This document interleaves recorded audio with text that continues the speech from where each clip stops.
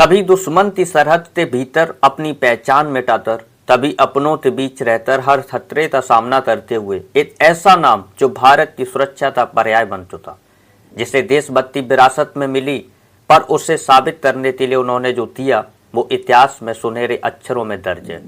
चुपचाप रहकर देश के लिए लड़ना, यही उनकी पहचान है। आज हम बात कर रहे हैं उस जासूस की जिसे खुद पाकिस्तान की पहचान नहीं पाया, उस रणनीतिकार की जिसकी एक चाल से दुश्मन परस्त हो जाता है। कौन है अजीत डोभाल? कैसे उन्होंने भारत की सुरक्षा नीति तो बदल डाला और कैसे हर बड़े ऑपरेशन में उनकी छाप साफ दिखती है। तो बने रहिए हमारे साथ, क्योंकि अब शुरू होती है भारत के सबसे खतरनाक जासूस की असली कहानी। नमस्कार दोस्तों, भारत एक ऐसे जासूस जिनकी पहचान तो दुश्मन भी नहीं कर पाए, एक ऐसा नाम जो भारत की सुरक्षा का पर्याय बन चुका, अजीत डोभाल। अजीत डोभाल का जन्म 20 जनवरी 1945 को उत्तराखंड के पौड़ी दरबार जिले में हुआ था। उनके पिता सेना में थे, जिससे देशभक्ति और अनुशासन बचपन से ही उनके खून में था। उन्होंने अपनी पढ़ाई अजमेर मिलिट्री स्कूल और फिर आगरा यूनिवर्सिटी से की, जहां से उन्होंने अर्थशास्त्र में एमए किया। 1968 में अजीत डोभाल आईपीएस अधिकारी बने और फिर जल्द ही इंटेलिजेंस ब्यूरो यानी आईबी से जुड़ गए। यही वो मोड़ था जहां उनका असली मिशन शुरू हुआ। डोभाल ने पाकिस्तान में 7 साल तक अंडर कवर एजेंट के तौर पर काम किया। एक मुसलमान के रूप में रहकर उन्होंने दुश्मन की धरती पर ऐसे राज हासिल किए जो भारत की सुरक्षा के लिए बेहद जरूरी थे। ऐसे ही कई सारे मिशन उन्होंने किए, जैसे मिजोरम में उन्होंने उग्रवादियों को आत्मसमर्पण के लिए तैयार किया। 1999 के शानदार विमान अपहरण में उन्होंने भारत का प्रतिनिधित्व किया। इनमें से ही एक ऐसा ऑपरेशन था जिसे पूरे देश को हिलाकर रख दिया, एक ऐसा क्षण जब सेना ने अपने ही लोगों के बीच कार्रवाई करनी पड़ी। यह कहानी है ऑपरेशन ब्लू स्टार की। साल था 1980 के आसपास। पंजाब में आतंकवादी सोच तेजी से बढ़ रही थी। संत जनरल श्री भिंडवाले एक धार्मिक नेता के रूप में उभरे, लेकिन जल्द ही उन पर खालिस्तान की मान को हवा देने के आरोप लगने लगे। उनके अनुयायी हथियारों से लैस होने लगे और स्वर मंदिर परिसर, जिसे हर मंदिर साहिब कहते हैं, उन्होंने अपना दड़ बना लिया। यह भारत सरकार के लिए बहुत बड़ी चिंता बन गया। भारत की प्रधानमंत्री इंदिरा गांधी ने स्थिति को नियंत्रण करने के लिए कठोर फैसला लिया।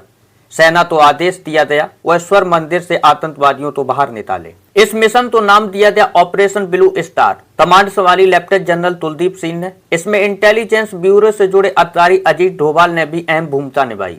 ऑपरेशन 1 जून 1984 तो शुरू हुआ। पहले सेना ने चेतावनी दी, फिर गोलीबारी शुरू हुई। 4 जून तो भारतीय सेना ने टेंट और तोपों के साथ स्वर मंदिर परिसर पर मुख्य हमला किया। करीब 10,000 सैनिक इस ऑपरेशन में लगाए गए।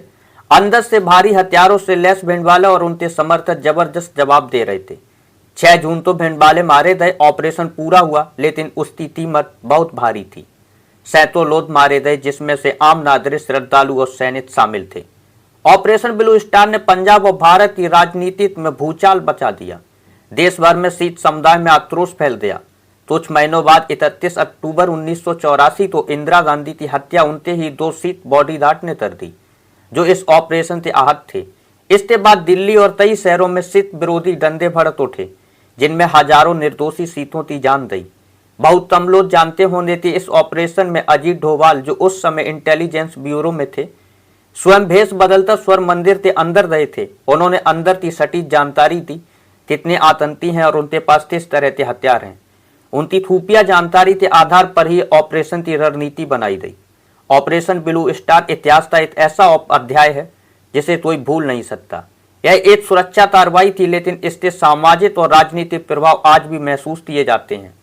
यह ऑपरेशन एक सबक भी है कि जब संवाद टूट जाता है तो गोलियां बोलने लगती हैं। 2014 में नरेंद्र मोदी ने अजीत डोभाल भारतीय राष्ट्रीय सुरक्षा सलाहकार में नियुक्त किया। इसके बाद डोभाल ने surgical strike, Balakot air strike, Columba operation जैसे अहम भूमिका निभाई। अजीत डोभाल तो 1988 में कीर्ति चक्र से सम्मानित किया गया। यह सम्मान पाने वाले वो पहले पुलिस अधिकारी हैं। उनकी सोच और साहस तो रणनीति की भारत की सुरक्षा नीति में एक नई दिशा दिखाई दी। आप तो इस कहानी में कौन सा हिस्सा बहुत रोचक लगा और अगली कहानी किसकी हो, वो भी आप हमें कमेंट सेक्शन में बता सकते हैं।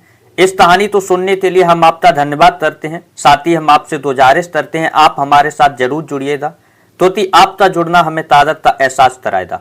हमने अपनी जिम्मेदारी तो निभाया, अब आपकी बारी है। कृपया जरूर से जुड़िएगा और इस कहानी तो साझा करिए और अपने सुझाव तो कमेंट सेक्शन में छोड़ जाइए। बहुत बहुत धन्यवाद। जय हिंद, जय भारत।